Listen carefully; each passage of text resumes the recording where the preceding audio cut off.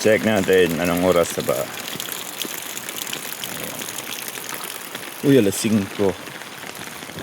It's 5:45 a.m. Now let's check. Ayan, taas na gyud ang sapa. 5:45 p.m. dito sa diri sa City Ulangan, Gupitan, Kapalong.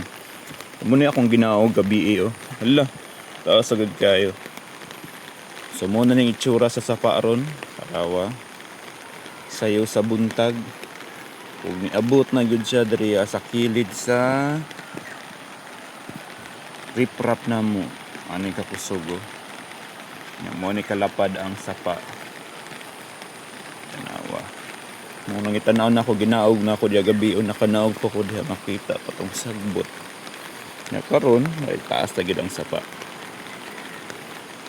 Na to ara. Second see.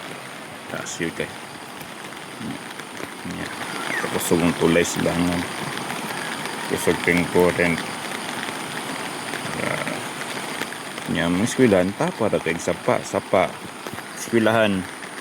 Tanawang eskwelahan na lalapit. Oh. Yung classroom na mo less than 10 meters lang sapa na dayon diri. Ano namang eskwelahan. Ana ra nakaduol ha. Ano na siya kaduol. Taas kayong sapa, baha na daw sugod sa baba. So kay suspended na ang klase mga alas 10 na. Pasado yata sa gabi nag-release og suspension para sa klase ug sa work, including work. Alas 10 na sa gabi. Tanaw ko sa current to. Lutaw dito. Ano sa nang naglutaw. May tayo nakatabok to mga kauban nga teachers nga tabok po nun sa sapa no. Mambago. Tabok po nun itong sa paila ba.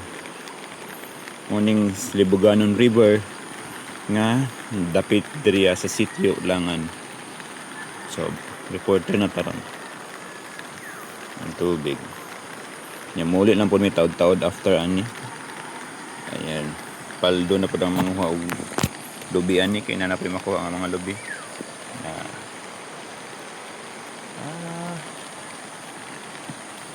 Sige pag ulan na gabi gataligsik gyapon. So manghipos meron parang eskwelahan no. Wala.